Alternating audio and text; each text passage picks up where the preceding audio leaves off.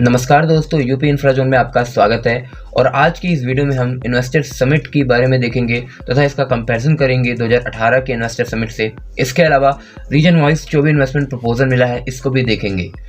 दोस्तों, 2018 में उत्तर प्रदेश के अंदर पहली बार इंडस्ट्रियलाइजेशन और इन्वेस्टमेंट अट्रैक्शन के लिए इन्वेस्टर समिट ऑर्गेनाइज की थी। ये एक पहली इन्वेस्टर समिट थी जो कि उत्तर प्रदेश के अंदर ऑर्गेनाइज की गई थी। फरवरी 2018 के अंदर इसे ऑर्गेनाइज किया गया था और ये 2 दिनों तक चलने वाली इन्वेस्टर समिट थी।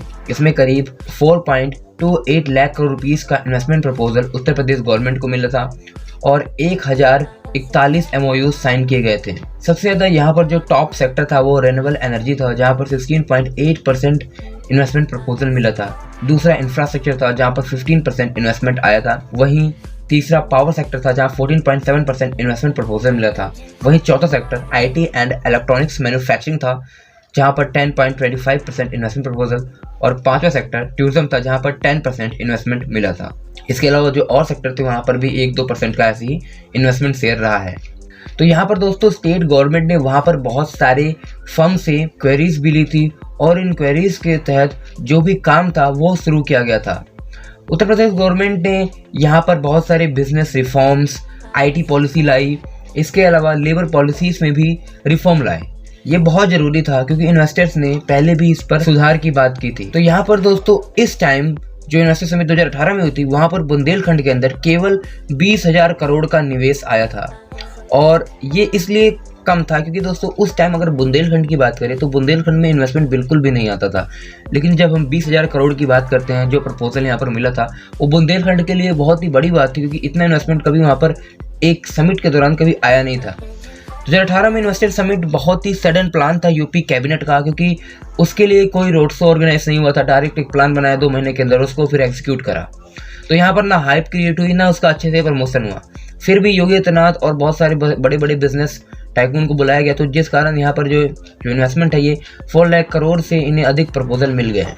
यूपी इन्वेस्टर समिट 2020 जो कि एक प्लान्ड इन्वेस्टर समिट थी और इसके लिए प्लानिंग करीब 2 सालों से चल रही थी।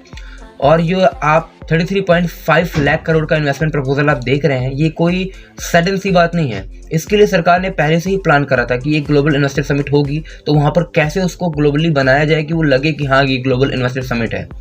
तो यहाँ पर दोस्तों 2018, 19 और 20 में IT, इंडस्ट्रियल और लेबर रिफॉर्म जो सबसे महत्वपूर्ण चीज़ थे उस पर काम किया गया।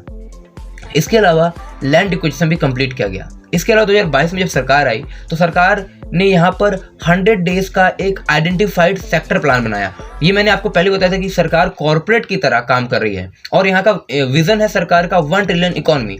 और इस 1 ट्रिलियन इकोनॉमी के लिए सरकार ने 100 डेज के लिए हर सेक्टर के लिए आइडेंटिफाइड प्लान बनाया है और उनका एक टारगेट है कि उन्हें कितना इन्वेस्टमेंट लाना है, उन्हें कितने रोड शोज करने हैं।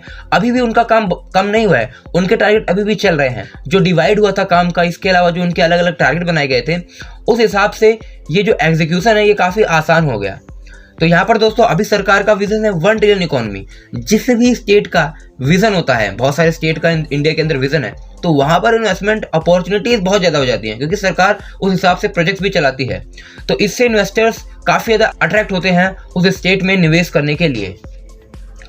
हर सेक्टर्स का अपना एक इन्वेस्टमेंट टारगेट है और उसके लिए ब्लूप्रिंट भी तैयार 2022 में ही हो गया था। हालांकि इसे डिस्क्लोज नहीं किया गया है, इस पर काम हो रहा है, लेकिन इस पर कुछ रिपोर्टें मीडिया पोर्टल के माध्यम से मिलती रहती हैं। इसके अलावा यूपी गवर्नमेंट के अंदर जो एक्सपर्ट ऑफिसर्स थे, मिनिस्टर्स थे, उनकी टीम बनाई गई थी और इन टीम को 15 देशों में भेजा गया था। ये जो डेलीगेशन था ये अपने सेक्टर्स का प्लान और इन्वेस्टर समिट के बारे में जाकर इन्फॉर्म करते थे तथा जो भी यहाँ पर संभावना है इसको बताते थे। तो यहाँ से ग्लोबल लेवल पर हाइप क्रिएट की गई। वहीं अगर हम डोमेस्टिक की बात करें तो डोमेस्टिक में भी रोड शो ऑर्गेनाइज किए गए, जिसमें से 10 रोड शो कंप्लीट हुए और इसमें से 2 रोड शो सबसे महत्वपूर्ण थे, जो कि एक मुंबई में था और एक कर्नाटका में था। क्योंकि जो मेजोरिटी ऑफ इंडिया की फर्म वगैरह हैं उनका जो हेडक्वार्टर होता है वो मुंबई या कर्नाटका के अंदर होता है। तो यहाँ पर दोस्तों कुछ पॉलिटिकल कारणों से भी जो मुंबई का रोड शो था ये काफ़ी ज़्यादा हाईलाइट हुआ। स्टेट गवर्नमेंट ने जो भी इन्वेस्टर समिट यहाँ पर ऑर्गेनाइज की थी वो पिछले अगर इन्वेस्टर समिट के मुकाबले देखें तो ये बहुत बड़ी थी और बहुत भव्य थी। तो इसलिए हम देख सकते हैं कि कितना अंतर है उसमें और इसमें। इसके अलावा एक और महत्वपूर्ण चीज़ है कि एनसीआर रीजन जो कि इन्वेस्टमेंट का हब माना जाता है पूरे उत्तर प्रदेश में, चाहे वो जहाँ का भी रीजन हो। हालांकि सबको लगता है कि वेस्ट यूपी में बहुत अच्छा इन्वेस्टमेंट आता है, लेकिन दोस्तों वेस्ट यूपी में जो गौतम बुद्ध नगर है उसका जो इन्वेस्टमेंट शेयर होता है वो बहुत ज़्यादा होता है। तो जो और रीजन है और भी डिस्ट्रिक्ट्स हैं उसको उतना इन्वेस्टमेंट नहीं मिलता है, लेकिन इस बार ऐसा हुआ है कि उन रीजन्स में भी इन्वेस्टमेंट बढ़ी है। टोटल 19,058 MOU साइन हुए हैं। इतना इन्वेस्टमेंट प्रपोजल उत्तर प्रदेश के अंदर आया है। रीजन वाइज बात करें तो वेस्टर्न उत्तर प्रदेश के अंदर टोटल 45% इन्वेस्टमेंट रिसीव हुआ है इन टोटल प्रपोजल्स में। इसमें 27% शेयर अकेले गौतम बुद्ध नगर डिस्ट्रिक्ट का है जो कि 7.8 लाख करोड़ है, जो कि उत्तर प्रदेश के सभी डिस्ट्रिक्ट से ज़्यादा है।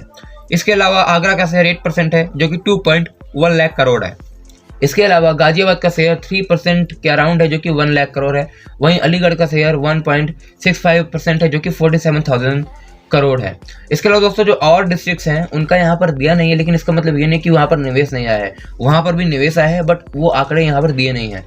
अगर हम पूर्वांचल की बात करें तो पूर्वांचल का जो टोटल इन्वेस्टमेंट अट्रैक्शन है वो 27% है पूरे इन्वेस्टमेंट प्रपोजल का उत्तर प्रदेश के अंदर। यहाँ पर अगर हम रीजन वाइज देखें तो पूर्वांचल रीजन में जो गोरखपुर है इसने सबसे ज़्यादा इन्वेस्टमेंट रिसीव किया है। 6% इसका जो है अट्रैक्शन रहा है 1.71 लाख करोड़ रुपीस।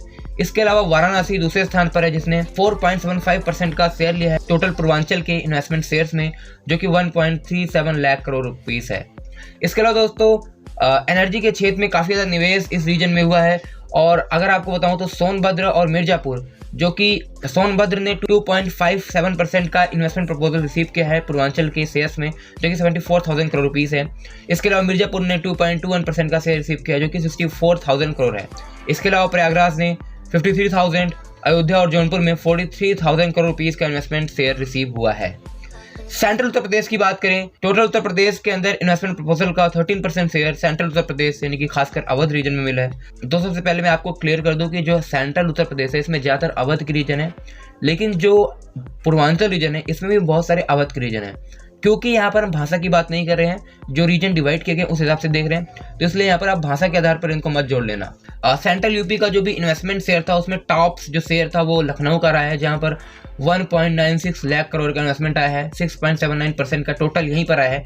इसके अलावा लखीमपुर खीरी में 43,000 करोड़ रुपीस का इन्वेस्टमेंट आया है। दोस्तों Uttar Pradesh government national capital region की तरह स्टेट कैपिटल रीजन जो कि लखनऊ के अंदर है, इनके सराउंडिंग रीजन्स को भी प्रमोट करना चाहती है, लेकिन जो डेटा कह रहा है कि इन्वेस्टर्स जो हैं वो लखनऊ के सराउंडिंग रीजन्स में निवेश नहीं करना चाह रहे हैं। या तो वो लखनऊ के अंदर निवेश करना चाह रहे हैं, या वो एनसीआर में निवेश करना चाह रहे हैं, या फिर वो किसी और बड़ी सिटीज़ में निवेश करना चाह रहे हैं, लेकिन वो जो सराउंडिंग रीजन है वहाँ पर निवेश नहीं करना चाह रहे हैं। तो अभी भी सरकार को यहाँ पर करने की ज़रूरत है। सरकार कितना भी कहे, लेकिन जब हम इन्वेस्टर्स की बात करते हैं वो कैसे सोचते हैं वो तो उनके इन्वेस्टमेंट से ही पता लगता है कि वो कहाँ सोचने का प्लान कर रहे हैं।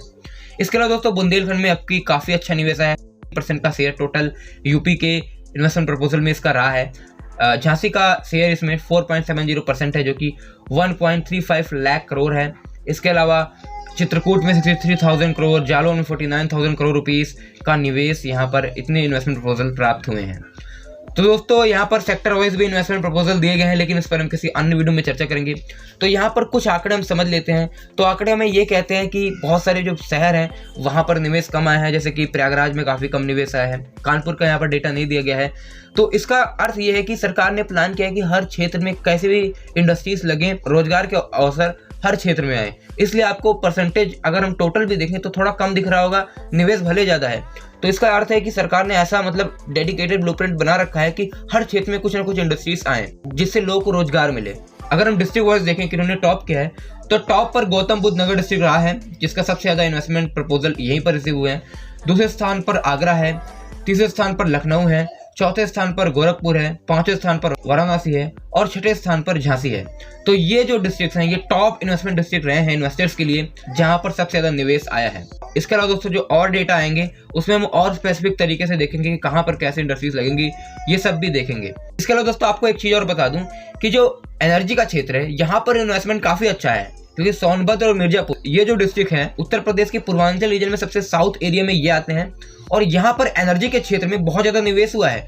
किसी भी रीजन के मुकाबले सबसे ज्यादा निवेश एनर्जी के क्षेत्र में इन्हीं क्षेत्रों में हुआ है, क्योंकि यहाँ पर उसकी संभावनाएं बहुत ज्यादा हैं। यहाँ पर मिनरल्स हैं, तो आप देख सकते हैं कि इनका जो इन्वेस्टमेंट प्रपोजल है इन डिस्ट्रिक्ट में ये वेल डेवलप नहीं है, लेकिन कुछ यहाँ पर इंडस्ट्रियल एरिया है जहाँ पर बहुत अच्छा निवेश आया है।